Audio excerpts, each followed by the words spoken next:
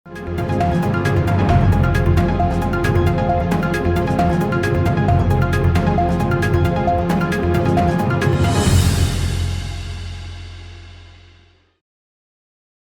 Kalimantan Selatan diwakili Sekretaris Daerah Provinsi Kalimantan Selatan Haji Muhammad Sarifuddin membuka kegiatan sosialisasi program pemanfaatan hasil kelola Dana Abadi Kebudayaan tahun 2026 yang diselenggarakan Kementerian Kebudayaan di Gedung Dr. Kiai Haji Idham Khalid Banjarbaru pada Senin 11 Mei 2026.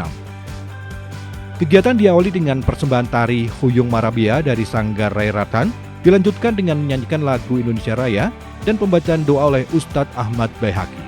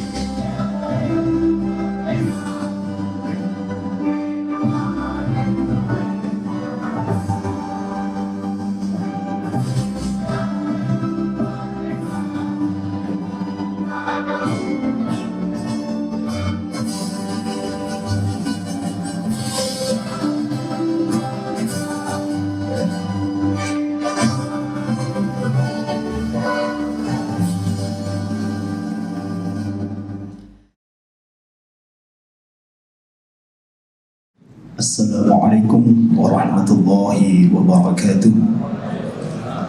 Selamat pagi dan salam sejahtera untuk kita semua. Marilah sejenak kita menadahkan tangan seraya berdoa. Mudah-mudahan acara sosialisasi Dana Indonesia Raya tahun 2026 pada hari ini dapat berjalan dengan tertib dan lancar. Amin ya Allah ya Rabbal Alamin. Bismillahirrahmanirrahim. Alhamdulillahi Rabbil Alamin. Wassalatu wassalamu ala ashrafil anbiya'i wal mursalin Sayyidina wa maulana Muhammad wa ala alihi wa ashabihi ajma'in. Ya Allah, Tuhan yang maha pengasih lagi maha penyayang, puji syukur kami panjatkan kehadirat-Mu atas segala nikmat dan kesempatan sehingga pada hari ini kami dapat berkumpul dalam acara pembinaan lembaga budaya sosialisasi Dana Indonesia Raya tahun 2026. Ya Allah ya Alim, Tuhan yang maha mengetahui, berikanlah kami kelancaran dan pemahaman dalam mengikuti sosialisasi ini. Jadikanlah setiap informasi yang kami terima menjadi ilmu yang bermanfaat guna memperkuat peran lembaga budaya dalam menjaga jati diri bangsa dan melestarikan kearifan lokal, khususnya di tanah Kalimantan Selatan yang kami cintai ini. Ya Allah ya Basir, Tuhan yang maha melihat, jadikanlah Dana Indonesia Raya ini sebagai amanah yang membawa berkah. Berikanlah petunjuk-Mu kepada para pemangku kebijakan dan penggiat budaya agar dana ini dapat dikelola dengan penuh integritas, transparansi, dan dedikasi demi kemajuan seni, budaya, dan peradaban Indonesia. Ya Allah, ya Jami'ah, Tuhan yang maha menyatukan, eratkanlah tali silaturahmi di antara kami. Satukanlah visi dan misi kami untuk merawat warisan leluhur agar tetap hidup di tengah kemajuan zaman. sehingga budaya kita menjadi sumber kekuatan karakter bagi generasi mendatang. Ya Allah, Ya Hafiz, Tuhan yang Maha Memelihara, limpahkanlah kesehatan dan kekuatan kepada seluruh pemimpin-pemimpin kami, kepada seluruh panitia dan peserta. Ridhoilah setiap langkah kami dalam berkhidmat untuk nusa, bangsa dan agama melalui jalan kebudayaan. Allahumma ja'al jam'ana hadza jam'an marhuma wa tafarruqana min ba'dihi tafarruqan ma'suma. Tak pernah lelah kami menada, tak pernah penat kami bermunajat, tak pernah jera kami berdoa. Oleh karena itu ya Allah, kabulkan segala doa dan pinta kami. Rabbana atina fid dunya hasanah wa fil akhirati hasanah wa qina adzabannar. Wa sallallahu ala sayyidina Muhammad wa ala alihi wa sahbihi wa sallam. Walhamdulillahi rabbil alamin. Assalamualaikum warahmatullahi wabarakatuh.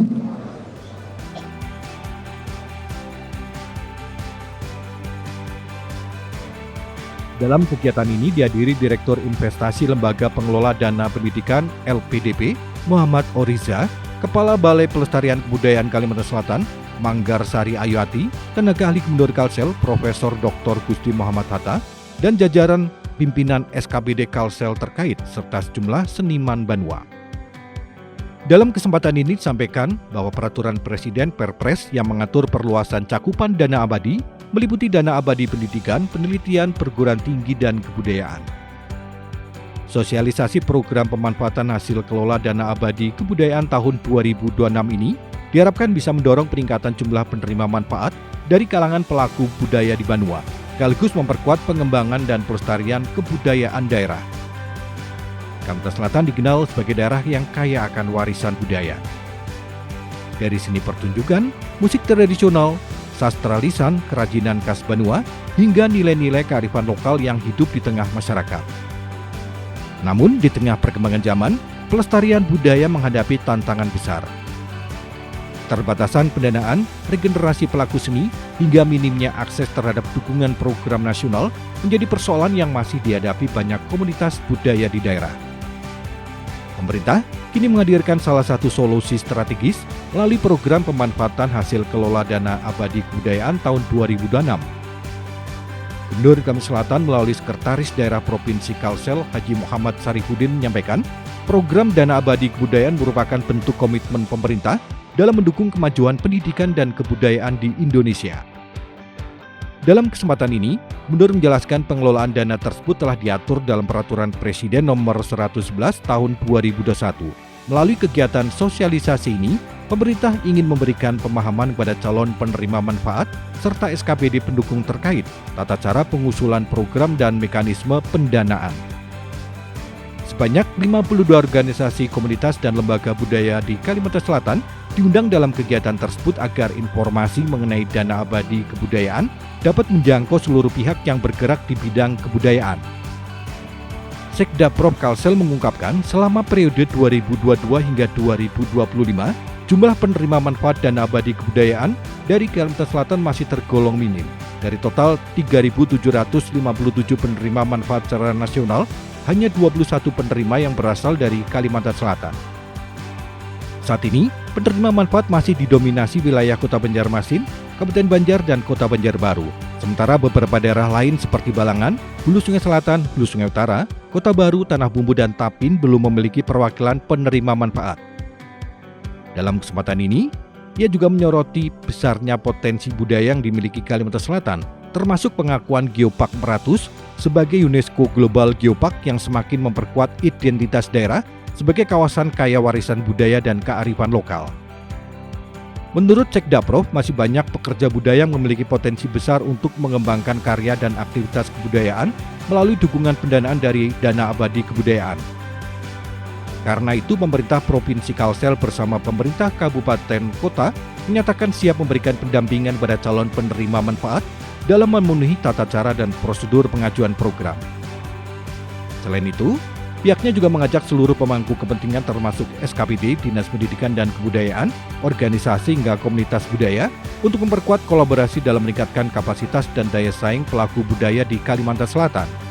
yang sama-sama kita hormati Direktur Investasi Lembaga Pengolahan Dana Pendidikan Kementerian Keuangan Republik Indonesia Bapak Muhammad Nurreza. Selamat datang di Kalimantan Selatan.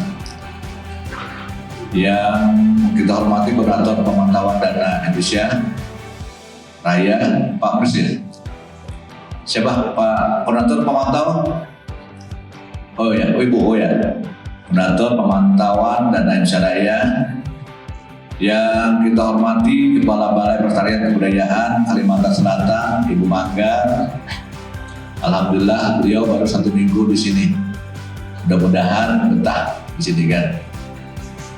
Yang kita hormati para tenaga ahli, gubernur, para pejabat di tingkat pertama lingkup pemerintah Provinsi Kalimantan Selatan.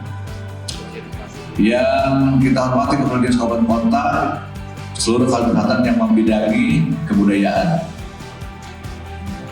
Yang sama-sama kita hormati Ketua Organisasi Komunitas Lembaga Budaya di Kalimantan Selatan, hadirin tamu undangan yang berbahagia. Alhamdulillah kita panjatkan puji dan syukur kepada Allah Subhanahu wa taala karena berkat rahmat dan karunia pada hari ini kita bisa berhadir dalam rangka sosialisasi program pemanfaatan hasil kelola dana abadi kebudayaan tahun 2026. Tidak lupa juga disampaikan salawat dan salam kepada junjungan kita Nabi besar Muhammad SAW, para keluarga, sahabat, dan juga hingga akhir zaman. Bapak Ibu hadirin yang Allah hormati, sebagaimana kita ketahui, pemerintah menghadirkan program pemanfaatan hasil kelola dana abadi sebagai bentuk komitmen terhadap kemajuan di bidang pendidikan dan kebudayaan. Sejumlah aset atau investasi disisihkan dan dikelola agar pokoknya terus tumbuh. Sedangkan hasilnya dimanfaatkan untuk pengembangan program pendidikan dan kebudayaan. Pengolahan diatur dalam Peraturan Presiden Nomor 111 Tahun 2021. Hal inilah yang akan disosialisasikan lebih jauh kepada calon penerima manfaat dan SKPD pendukung di lingkup pemerintah Provinsi Kalimantan Selatan pada hari ini. Kegiatan sosialisasi ini tujuan adalah untuk menguatkan pemahaman terkait tata cara pelaksanaan program dan mekanisme pendanaan, sehingga seluruh komunitas Banua yang bergerak di bidang kebudayaan dapat memanfaatkan kesempatan ini dengan sebaik-baiknya. Bapak Ibu hadirin yang berbahagia, kami berharap informasi tentang dana abadi dapat menjangkau seluruh pihak yang bergerak di bidang kebudayaan di Kalimantan Selatan. Untuk itu, kami mengundang sebanyak 52 organisasi dan komunitas serta lembaga budaya di Kalimantan Selatan dalam acara sosialisasi ini. Selama tahun 2022 sampai 2025, sebaran penerimaan manfaat dana abadi kebudayaan banyak berasal dari Pulau Jawa. Dari total 3.757 penerima manfaat dalam kurun waktu 4 tahun, penerima manfaat di wilayah Kalimantan Selatan hanya berjumlah 21. Jadi sangat sedikit. Sebab itu mudah-mudahan dengan adanya sosialisasi hari ini banyak yang akan memanfaatkan dana ini.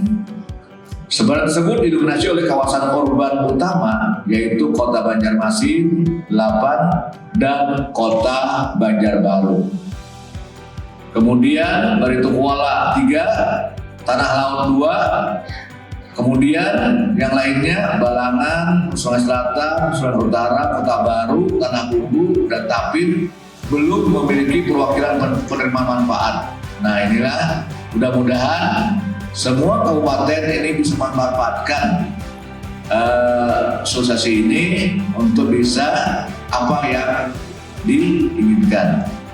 Melalui kegiatan sosialisasi ini saya berharap informasi mengenai pengolahan dana abadi dapat tersebar luas serta mendorong peningkatan perwakilan penerima manfaat di tiap wilayah Kalimantan Selatan, terutama wilayah-wilayah yang belum memiliki perwakilan penerima manfaat.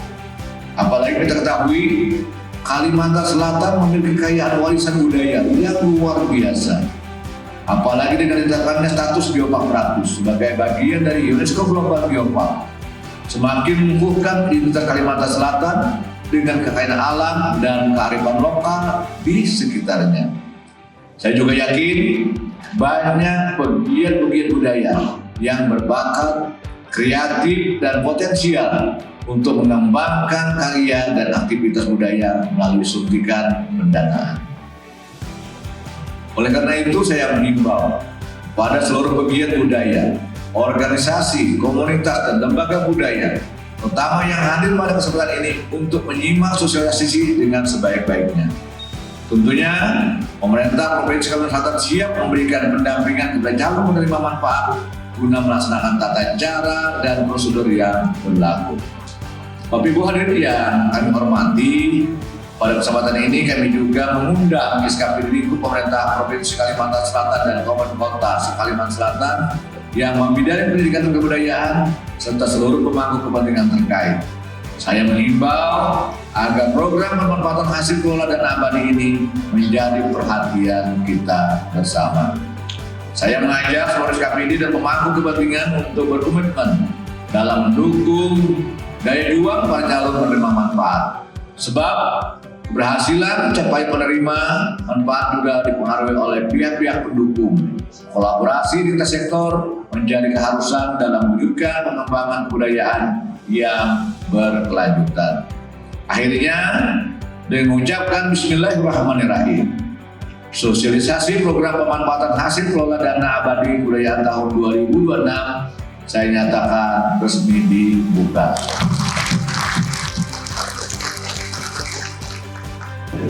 Bapak Ibu, kita tahu bahwa dana Indonesia Raya, dana abadinya atau dana pokoknya itu saat ini sudah ditambah loh Bu, dari tadinya 5 triliun menjadi 6 triliun. Berapa besaran yang dialokasikan untuk tadi bisa diakses kemanfaatannya oleh pelaku budaya, nanti mungkin akan dijelaskan. Lalu yang lebih penting adalah, ini sangat menarik, saya ulang kembali, di Kalsel hanya terakses dari 2022 hanya ada 21 orang penerima manfaat. Nanti di akhir kita juga akan mengundang mereka atau perwakilan yang menerima manfaat pada tahun 2025 ya. Nah, sesulit apa atau seketat apakah prosedurnya sehingga dari 3.757 ini kita hanya kebagian 21 atau terakses 21 orang. Sebagai paparan awal, saya ingin memberikan waktu kepada Pak Sulis Gigi Prayogo dari LPDP untuk menjelaskan terkait program pemanfaatan hasil kelola dana abadi, capaian dan tata kelolanya. Dan mungkin nanti ada prosedur-prosedurnya juga ya, yang sampai mentok cuma 21 itu terngiang-ngiang terus, kenapa cuma 21 dari 3.000 sekian. Apakah Kalsel termasuk 3T, wilayah 3T itu tadi? Itu nanti kita akan dengarkan dari Pak Sulis dan Ibu Elina. Waktu 20 menit cukup Pak. Sebagai pemaparan awal ya, kita akan lebih banyak untuk diskusi. Kepada Pak Sulis kami persilakan. Ya, terima kasih banyak Ibu Diana. Saya mau izin berdiri, Bu. Assalamualaikum warahmatullahi wabarakatuh. Selamat pagi Bapak Ibu, salam sejahtera kita semua. Perkenalkan, saya Sulis Gigi Prayogo dari Direktorat Fasilitasi Riset LPDP, mendampingi Bapak Oriza. Oh iya, siap, terima kasih. Dan ini mungkin orang atau Bapak Ibu belum terlalu banyak mendengar ya. Tadi mungkin Ibu menyebutkan Bu Diana, kenapa hanya 21? Apakah dari sisi kualitas proposal atau dari persyaratan susah? Atau mungkin yang satu lagi ini, belum banyak yang tahu tentang program ini Bapak Ibu. Nah ini untuk itu kami datang ke sini, LPDP dan Kementerian Kebudayaan terkhusus untuk jemput bola Bapak Ibu, memberikan informasi kepada Bapak Ibu sekalian dari pemerintah daerah dan juga para pelaku budaya mengenai program Dana Abadi Kebudayaan atau tadi dikenal dengan Dana Indonesia. Next. Nah, Bapak Ibu sekalian, ada dua istilah yang mungkin dipakai, Dana Indonesia Raya, Dana Abadi Kebudayaan. Nah, sebenarnya apa? Nah, dulu di tahun 2017 diatur di Undang-Undang Nomor 5 tahun 2017 mengenai kemajuan kebudayaan bahwa pemerintah itu membentuk dana perwalian untuk kemajuan kebudayaan. Nah, melalui Peraturan Presiden tahun nomor 111 tahun 2021, dana perwalian itu disepakati pengelolaannya dalam bentuk dana abadi. Tadi Pak Ori sudah menyebutkan mengapa dana abadi. Karena kalau sifatnya dana abadi, dananya itu tidak akan terpakai Bapak Ibu, yang kita pakai adalah hasil investasinya. Sehingga pokoknya akan tetap ada dan kita bisa mendanai lintas generasi, tidak hanya dimanfaatkan oleh generasi sekarang, tapi mungkin sampai anak cucu kita nanti juga bisa memanfaatkannya. Nah, LPDP saat ini diberikan mandat untuk mengelola tadi 4 jenis dana abadi. Dana abadi pendidikan lebih kami gunakan untuk program beasiswa kami. Yang tadi kita juga, Pak Ori juga menyebutkan ternyata dari sisi jumlah penerima beasiswa LPDP dari Provinsi Kalimantan Selatan juga masih sedikit dan perlu kita dorong bersama juga. Lalu ada dana abadi penelitian yang kita gunakan untuk lebih banyak ke penelitian dari dosen sampai peneliti di BRI dan lain-lain. Dana abadi perguruan tinggi untuk program tadi lebih meningkatkan kualitas perguruan tinggi PTNBH lebih tepatnya, dan dana abadi kebudayaan. Nah, dana abadi kebudayaan ini hasil kelolanya digunakan untuk mendukung kegiatan terkait kemajuan kebudayaan. Next, kami di LPDP mengelola program dana abadi kebudayaan atau Dana Indonesia Raya itu secara kolaboratif, Bapak Ibu. Kolaboratif antara kami di LPDP dan tempat Bu Gita di Kementerian Kebudayaan. Pembagian perannya seperti apa?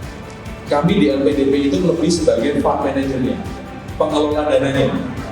Jadi tugas Pak Ori adalah memastikan bahwa dana 6 triliun yang dikelola khusus untuk kebudayaan ini bisa memberikan return on investment atau imbal hasil yang positif, sehingga hasil pengelolaannya bisa dimanfaatkan oleh para pelaku budaya. Sifat dari dana ini seperti bantuan pemerintah, Bapak Ibu, seperti hibah dari pemerintah pusat kepada para pelaku budaya langsung yang bisa berbentuk perseorangan, komunitas, atau bahkan lembaga. Oke, saya ingin akrab juga seperti Pak Sulis ke Ibu Erlina memanggilnya Ibu Ita. Mungkin nanti Ibu Ita akan berikan tipsnya agar semua bisa mudah terakses. Yang kayaknya ribet terkait administratif itu bisa dikerjakan dengan kelompok atau disupport oleh tim pendukungnya. Kalau para budayawan mungkin ya, kalau suruh bikin yang ABC itu sudah kerjakan yang ada aja katanya gitu ya. Tapi ini sayang, kita punya ada total 500 miliar yang bisa diakses. Bahkan tadi ngobrol-ngobrol itu mungkin definisi budaya ini nanti kita akan dengarkan dari Ibu Ita. Jangan terlalu sempit, mungkin bisa luas juga apa yang bisa dikerjakan oleh Bapak Ibu sekalian. Kepada Ibu Ita 20 menit untuk awal sebagai pemantik, nanti kita akan perbanyak dengan diskusi-diskusi. Silakan. Nah, jenis penerima itu ada 3 kategori: perorangan, kelompok atau komunitas, dan lembaga kebudayaan. Jadi ini bisa bisa menjangkau banyak pihak seperti itu. Next. Nah, tadi juga sudah dijelaskan oleh Bapak Sulis bahwa ada 4 program layanan, yaitu fasilitasi bidang kebudayaan dan komunitas dan pelaku, itu untuk memperkuat ekosistem dan tata kelola yang baik. Kalau produksi kegiatan kebudayaan itu menciptakan ruang-ruang interaksi budaya seperti festival, kegiatan-kegiatan yang bisa diakses sama publik. Kalau produksi media itu pengembangan kreativitas dan inovasi. Jadi ada media yang menghubungkan antara penerima manfaat dengan publik. Dan berikutnya program lainnya itu salah satu program untuk mendukung percepatan pencapaian agenda strategis kebudayaan. Next. Nah, tadi belum dijelaskan, nanti akan saya jelaskan satu per satu. Next. Nah, pertama itu ada dukungan institusional bagi organisasi kebudayaan. Yang didukung adalah lembaga, asosiasi profesi, atau pengelola ruang budaya. Nah, ini pendukungan ini dalam rangka penguatan kelembagaan bagi lembaga yang bergerak di bidang kebudayaan, sehingga memiliki skema keberlanjutan jangka panjang. Gitu.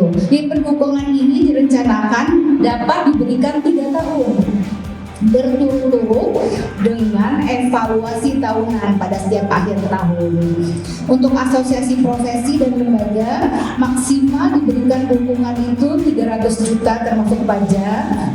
Untuk pengelola ruang budaya seperti museum swasta dan sebagainya itu maksimum 550 juta termasuk pajak. Next. Berikutnya ada dukungan interaksi budaya. Ini dukungan kepada perseorangan, boleh, atau kelompok sebagai delegasi kebudayaan, seni, dan atau membawa benda budaya untuk perjalanan dalam negeri maupun ke luar negeri dalam rangka menghadiri forum atau kegiatan kebudayaan. Nah, untuk dalam negeri ini dukungannya per individu 10 juta maksimum. Kalau ini tidak termasuk pajak. Untuk luar negeri 50 juta per individu. Kalau yang berangkat lebih dari 1, tinggal dikalikan aja maksimumnya. Seperti itu. Apa yang di cover, yang ditanggung itu bisa tiket perjalanan, uang harian, pengurusan visa dan sebagainya. Nanti akan ada di pedoman administrasi untuk lebih detailnya. Next. Berikutnya ada kewirausahaan budaya. Ini bentuk dukungan yang diberikan kepada lembaga kebudayaan atau usaha mikro dan kecil, dan jadi tidak untuk perseorangan. Ya, yang menjalankan aktivitas kegiatan ekonomi yang berbasis pada pemanfaatan potensi, ekspresi, keterampilan, dan pengetahuan kebudayaan sebagai sumber penghasilan yang bertujuan menghasilkan nilai tambah secara ekonomi. Apa realnya yang dilakukan untuk kewirausahaan budaya ini? Ada 3 hal. Pertama adalah peningkatan kapasitas. Jadi ada pelatihan, itu 30% dari indikator kegiatannya adalah pertama pelatihan, yang kedua itu pengembangan usaha, pengembangan produk, yang ketiga adalah diseminasi. Dari hasil produk yang dikembangkan itu harus kegiatan diseminasi agar diketahui publik. Ya, maksimal bentuk dukungannya 150 juta. Next. Ini ada Sustainable Cultural Heritage, dukungan kepada kelompok. Ini juga hanya untuk kelompok atau komunitas budaya atau lembaga yang bergerak di bidang kebudayaan, tentunya dalam rangka menjamin keberlanjutan terhadap proses pelestarian warisan budaya. Realnya apa? Realnya adalah mungkin ada kegiatan desa wisata atau pelatihan untuk bahasa daerah. Bisa juga pelatihan untuk pendukungan terhadap pewarnaan alami pada batik. Nah, seperti itu. Jadi untuk keberlanjutan yang berbasis ekonomi hijau bisa juga tujuannya untuk mendorong pelestarian budaya.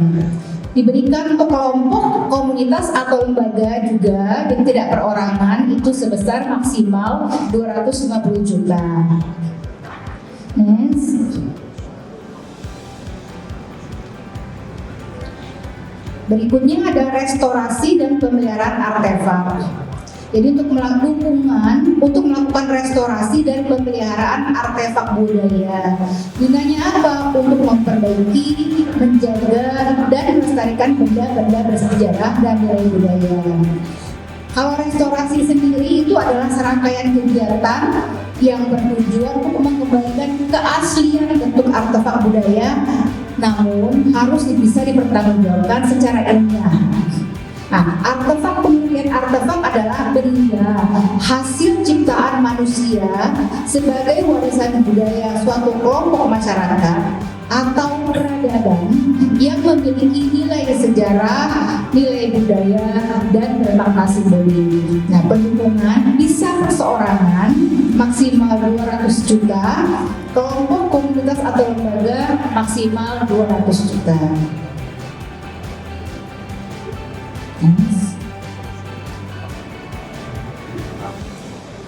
Pendaya gunaan uang publik ini salah satu kategori favorit Bapak Ibu, karena ini kita memberi peluang kepada perseorangan, kelompok, komunitas atau lembaga yang melakukan inisiatif dalam pemanfaatan terhadap sarana atau prasarana publik.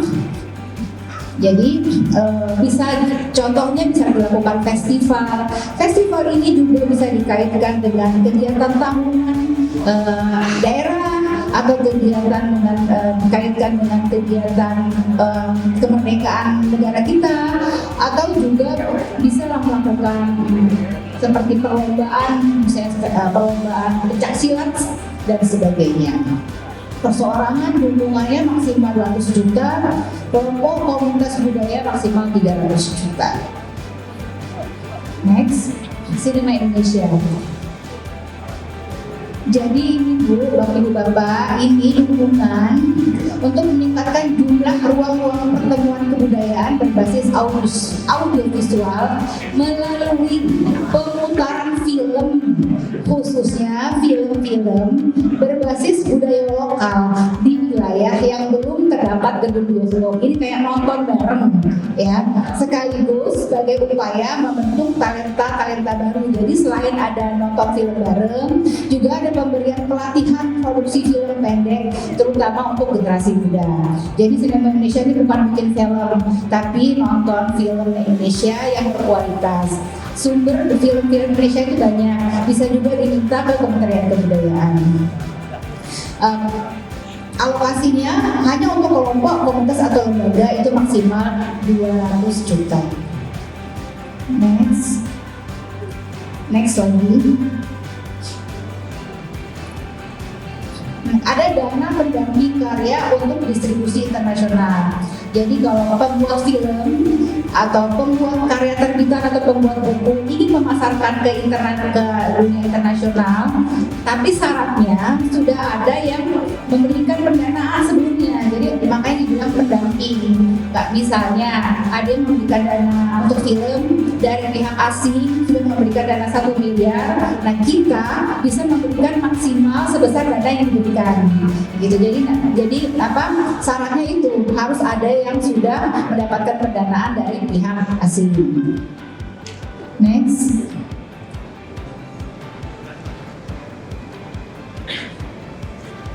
Penciptaan karya kreatif inovatif ini juga salah satu yang favorit, yang banyak sekali menyerap penerima manfaat. Kenapa?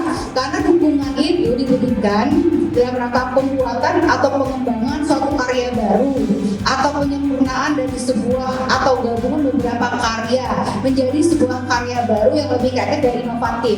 Jadi ini luas sekali cakupannya, jika bisa anak muda bisa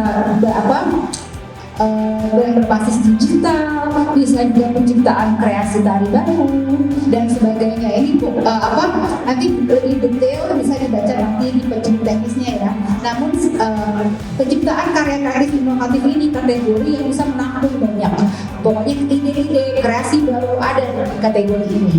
Untuk perseorangan bisa maksimal 200 juta, kelompok komunitas atau lembaga maksimal 300 juta. Next. Nah, ini ada dokumentasi karya atau dokumentasi pengetahuan maestro atau untuk OPK, jadi objek pemajuan kebudayaan yang rawan punah. Jadi bisa didokumentasikan dukungan ya di bidang dalam rangka merekam atau merangkum karya atau pengetahuan dari seseorang atau beberapa orang maestro dan mendokumentasikannya atau mendigitalisasikan objek pemajuan budaya rawan punah. Ini bentuknya bisa film dokumenter ya. Tadi sudah dijelaskan oleh Bapak Sulis bahwa kemungkinan maestro itu kan usianya sudah lanjut. Khawatirnya pengetahuan yang dimilikinya tidak sempat dipelajari oleh generasi berikutnya. Jadi kita dokumentasikan.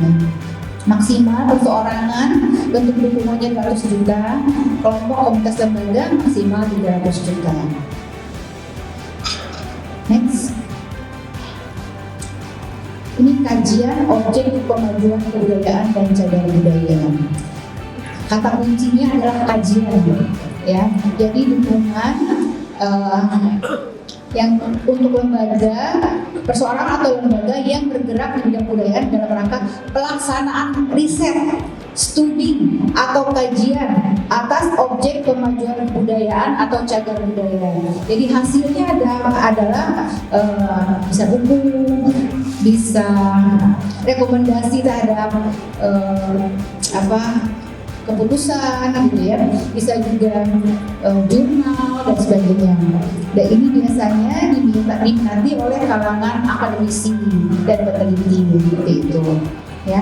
Tapi nanti juga objek ini harus dibuka untuk diskusi publik seperti itu, kajian objek pemajuan ini. Perseorangan maksimal 140 juta, kelompok komunitas sama 150 juta.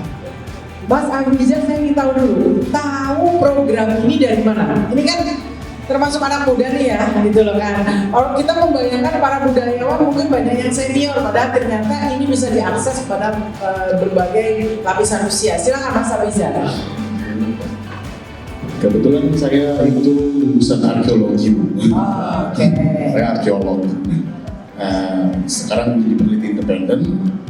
Mungkin teman-teman saya dari 2021 memperkenalkan program ini. Dari teman ya? Ya, dari UGM.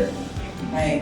Nah, ini sama seperti yang dikatakan oleh Pak Sulis juga. Kadang-kadang justru dari sesama komunitas, sesama teman, ini saling mempengaruhi, termasuk adalah link-link dengan teman-teman pelaku kebudayaan di wilayah lain. Nah, untuk alur pendaftaran tadi dari teman, boleh diceritakan nggak awal, lalu gimana alur pendaftaran dan lain sebagainya, Mas Ariza? Sebenarnya untuk proposal sendiri itu sudah tercantum di website Dana Indonesia ya, pada tahun dari 2021. Mungkin saya dapat informasinya cukup mudah untuk membuatnya, sebenarnya tinggal mengikuti langkah dan prosedur yang ada. Yang kemarin akhirnya mendapat bantuan dana itu apa? Programnya, betul. Kebetulan karena saya ada orang Dayak dan saya memang concern di ritus kematian, saya meneliti upacara kematian orang suku Dayak Ngaju, upacara Tiwang di Kalimantan Tengah. Itu bentuknya apa? Foto, video, atau dokumenter? Film dokumenter. Film dokumenter. Di approve berapa, Mas? Penting ya, dia berapa? Untuk yang tahun 2005 saya dapat 160 juta. Untuk rencana sendiri mungkin saya lebih fokus mencari maestro-maestro lain atau upacara ritus lain yang ada di Kalimantan Selatan. Baik. Direktur Investasi Lembaga Pengelola Dana Pendidikan Muhammad Oriza menyampaikan, dana abadi kebudayaan yang dikelola LPDB terus diperkuat untuk mendukung para pelaku budaya di Indonesia, termasuk di Kalimantan Selatan. Menurutnya, dana abadi kebudayaan telah dimulai dianggarkan oleh negara sejak 2021 dengan nilai awal 1 triliun rupiah.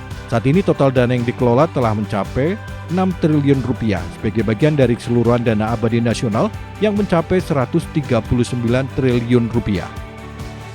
Pihaknya berkomitmen mendistribusikan dana program budaya sebesar 500 miliar rupiah.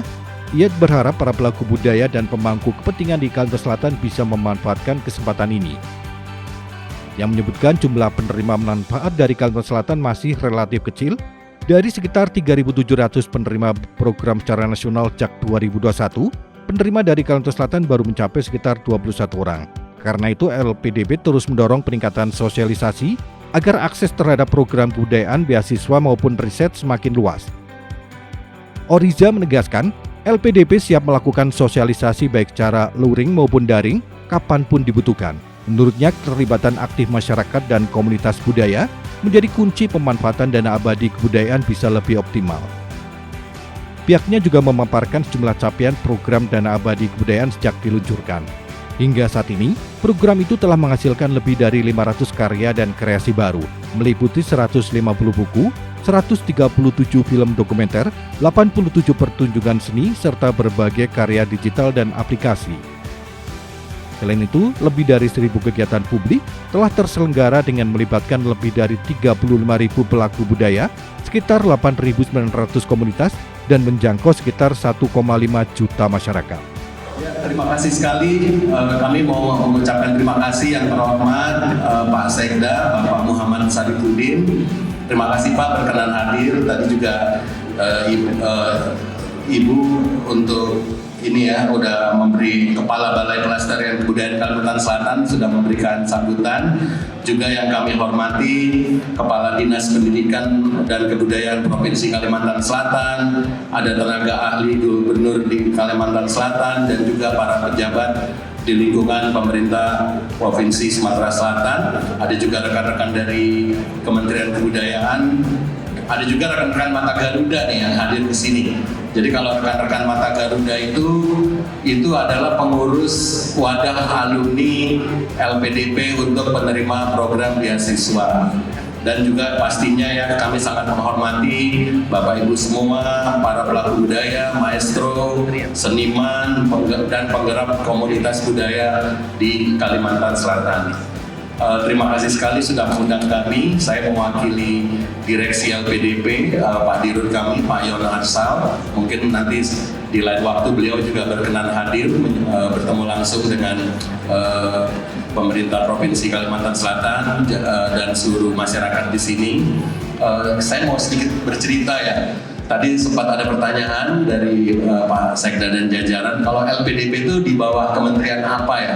Nah, jadi LPDP itu di bawah Kementerian Keuangan ya, jadi tidak di bawah Kementerian Pendidikan, tidak di bawah Kementerian Kebudayaan, tidak di bawah Kementerian Agama. Namun LPDP itu bekerja sama dengan seluruh kementerian terkait ya. Kalau beasiswa kita waktu men-setting program pasti kita bekerja sama dengan Kemdikbudristek dan Kemdikbudristek. Kita juga ada program riset, itu biasanya kita bekerja sama dengan BRIN, karena BRIN itu yang benar-benar mewadahi dan mengelola riset nasional. Sedangkan untuk yang hari ini, Dana Indonesia Raya, kami itu bekerja sama sangat erat dengan Kementerian Kebudayaan. Makanya tadi pembukaan dari untuk dari Kementerian Kebudayaan itu sangat penting mengingatkan bahwa di LPDP itu juga kami mengelola dana abadi kebudayaan. Mungkin dari tadi saya selalu menyebut kata dana abadi ya. Ini juga mungkin menjadi pertanyaan, apakah dana abadi Indonesia Raya ini akan lanjut? Insya Allah akan lanjut ya Bapak Ibu. Karena LPDP itu yang dikelola sifatnya dana abadi. Apa sih Pak arti dana abadi? Jadi begini, seluruh dana di LPDP yang saat ini 180 triliun itu dananya nggak akan kami pernah pakai. Yang kita pakai itu adalah dana hasil investasinya. Jadi misalnya kita saat ini punya dana 180 triliun, saat ini rata-rata hasil investasinya per tahun ya, itu bisa 12 triliun. Nah 12 triliunnya itu yang kami pakai untuk mendanai program-program LPDP termasuk program kebudayaan pada hari ini. Nah, jadi dananya bersifat abadi. Tidak semua negara, Bapak Ibu, punya dana abadi. Jadi Indonesia ini salah satu dari tidak banyak negara yang mempunyai dana abadi pendidikan. Yang mana dana abadi kita saat ini ada 4 jenis ya.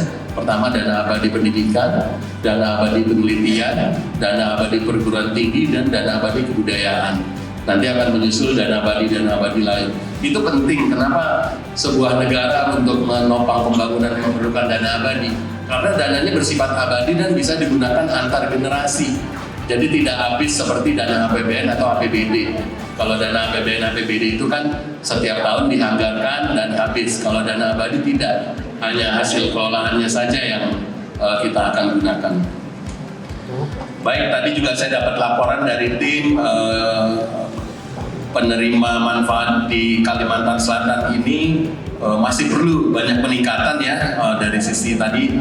Ini sekalian nggak apa-apa ya Mas Sulis ya, misalnya beasiswa baru 300 orang dari 60.000 orang, 60.000 mahasiswa yang pernah kita biayain, jadi masih sedikit sekali jumlahnya. Begitu juga yang penerima dana abadi Indonesia Raya ini ya Mas Sulis ya.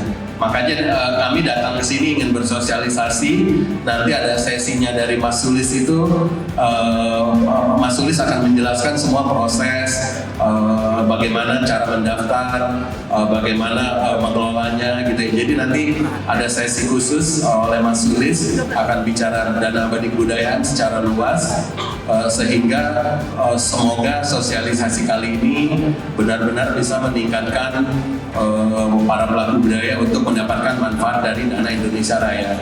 Begitu juga yang beasiswa, kami akan siap kapanpun jika dibutuhkan sosialisasi, baik secara luring maupun daring, anytime. Kami itu sering sekali bahkan bisa per universitas gitu ya, nanti silakan hubungin kami untuk yang beasiswa. Begitu juga untuk program lain seperti riset dan juga kebudayaan. Nah, sebenarnya dana abadi kebudayaan ini sudah mulai dianggarkan oleh negara itu dari tahun 2021 ya. Waktu itu dimulai dengan angka 1 triliun dan saat ini total dana abadi kebudayaan yang dikelola oleh LPDP itu sebesar 6 triliun. Tadi saya bicara bahwa kalau total dana abadi semua empatnya 180 triliun. Nah, yang mana dana abadi kebudayaan itu salah satu saat ini 6 triliun. Dan tahun ini kita berkomitmen mendistribusikan dana untuk program kebudayaan itu sebesar 500 miliar ya Mas Sulis ya. Sebesar 500 miliar akan kita distribusikan tahun ini.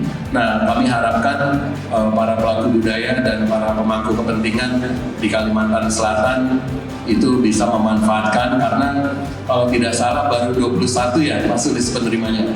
21 dari sekitar 3.700 ya, 3.700 penerima dari Kalsel baru 21. Jadi menurut kami ini butuh peningkatan sekali ya.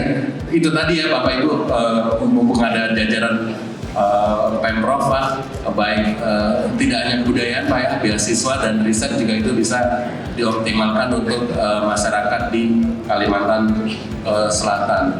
Ini dana abadi kebudayaan ini sangat berdampak bagus ya, karena sejak dianggarkan 2021 sampai 2026 ini sudah ada beberapa pencapaian. Misalnya sudah tercipta lebih dari 500 kreasi dan karya baru, termasuk 150 buku, 137 film dokumenter, 87 pertunjukan seni, juga termasuk karya digital dan aplikasi. Jadi ini sudah banyak sekali penyelenggaraannya, sudah ada lebih dari 1.000 kegiatan publik yang melibatkan lebih dari 35.000 pelaku budaya, 8.900 komunitas dan menjangkau 1,5 juta audiens. Nah, harapan kami kita akan terus mengembangkan ya pemanfaatan dana budaya ini. Makanya ini sosialisasi ini saat ini kita lakukan juga di beberapa daerah ya Mas Sulis ya, dan Kalimantan Selatan termasuk yang terpilih untuk dilakukan sosialisasi. Mungkin tadi Bapak Ibu juga, kalau saya kan jabatannya Direktur Investasi ya, jadi saya ini mewakili direksi.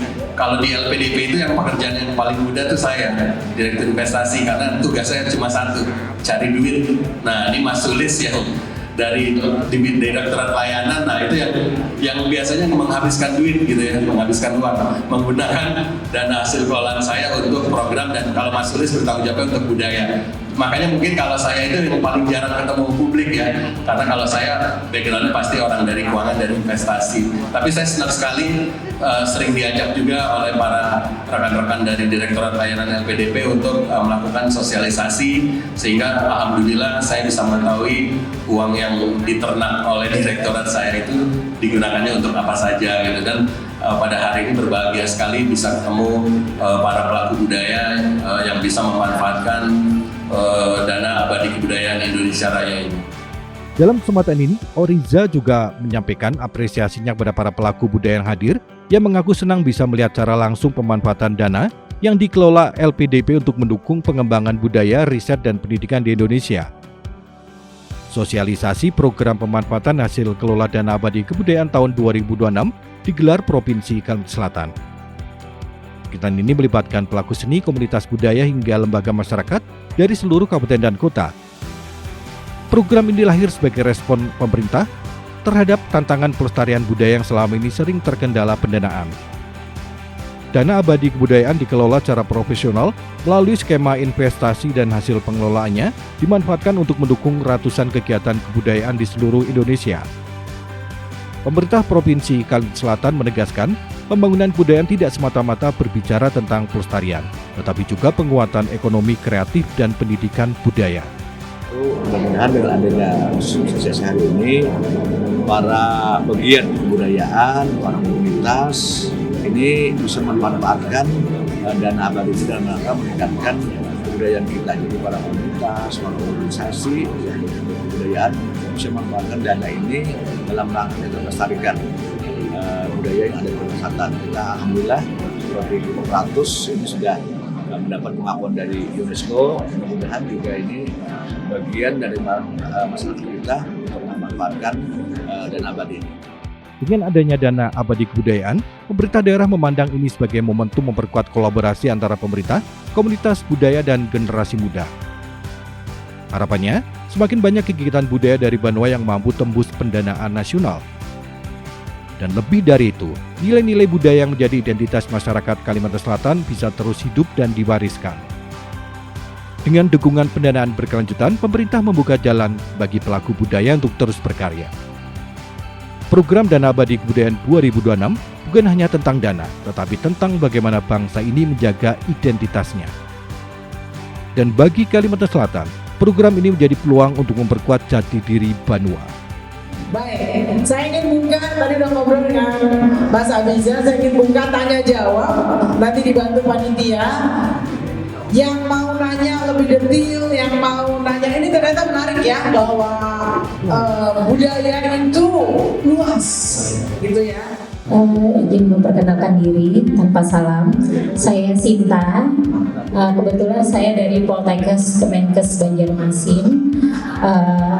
Saya dosen, dan yang saya ingin tanyakan tadi programnya ada beasiswa yang notabene kami bidang kesehatan. Apakah kami juga bisa mendapatkan beasiswa untuk mahasiswa kami? Kemudian untuk riset, apakah kami juga bisa untuk ikut ambil dalam riset yang nantinya kebetulan Poltekkes kami memiliki sanggar, namanya Sanggar Prisma. Nah itu bidang kesenian, bidangnya ada teater, tari, vokal, dan lain sebagainya. Bu Sinta dari Poltek Kesehatan Bu ya. Nah mungkin dana abadi kebudayaan tidak mendanai beasiswa Bu ya. Beasiswa itu didanai LPDP dari dana abadi pendidikan. Dan beasiswa yang kami danai saat ini masih banyak berfokus pada pasca sarjana dari S2 maupun S3, walaupun juga ada beberapa program beasiswa S1 unggulan yang kerjasama dengan Kemdikbud Ristek juga kami danai. Tapi untuk beasiswa mungkin bisa langsung dicek saja Bu di websitenya LPDP. Kami juga membuka pendaftaran beasiswa juga setiap tahun, dan 1 tahun itu mungkin ada beberapa kali batch pendaftaran. Dan sebenarnya kalau kita melihat, walaupun Ibu Sinta dari Poltekkes Kesehatan, sebenarnya banyak juga dari 3.700 proposal yang kami danai itu mendanai tentang kajian terkait etnomedicine. Jadi pemanfaatan pengetahuan lokal kaitannya dengan kesehatan. Sehingga kalau misal Ibu sebagai akademisi dan juga peneliti memiliki keinginan untuk mengkaji bagaimana obat-obatan lokal, baik herbal, jamu maupun pemanfaatan tradisional, pengetahuan tradisional untuk pengobatan, bisa juga. Jadi jangan memandang bahwa kebudayaan itu hanya seninya saja.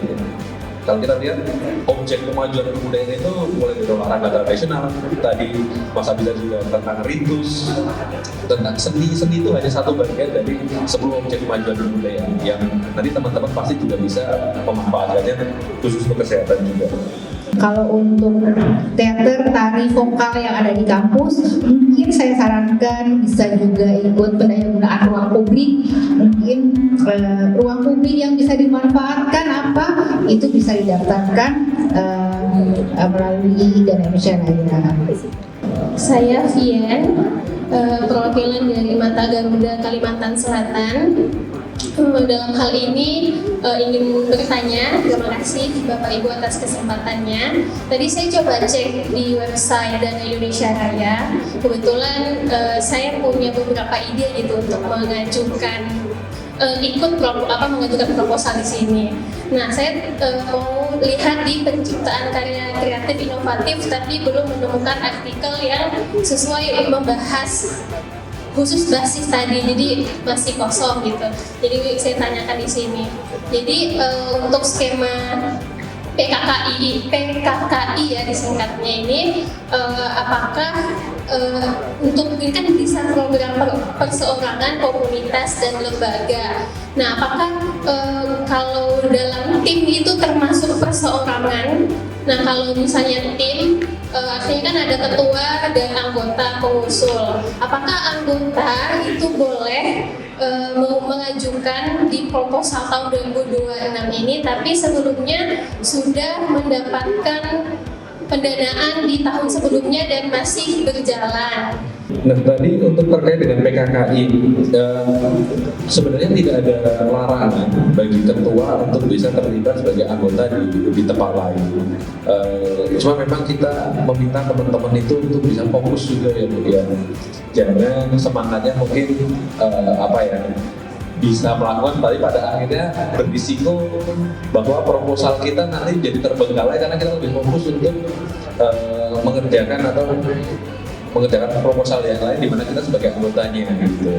Nah, mungkin kalau bisa difokuskan saja, fokuskan dulu saja Bu, sehingga kegiatan Ibu juga dapat berlangsung dengan baik juga.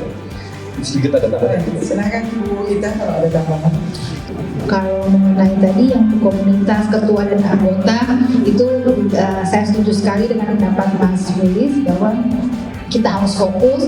Namun mungkin tadi bisa disampaikan oleh Bu Diana bahwa ini baru pendaftaran, mungkin mereka ingin menyebar jala, belum tentu kan kita nggak tahu juga mana yang dapat approval ya. Itu kita sah-sah saja, kita tidak ada larangan untuk itu.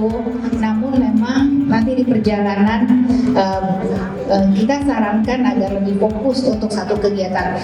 Satu penerima, misalnya katakanlah Ibu A, Saudara A, itu boleh mendaftar lebih dari satu. Tadi mungkin saya sempat sampaikan, tapi nanti apabila semuanya terpilih, semuanya lolos dari komite seleksi, harus memilih salah satu yang menjadi prioritas seperti itu. Kalau mau daftar boleh-boleh aja.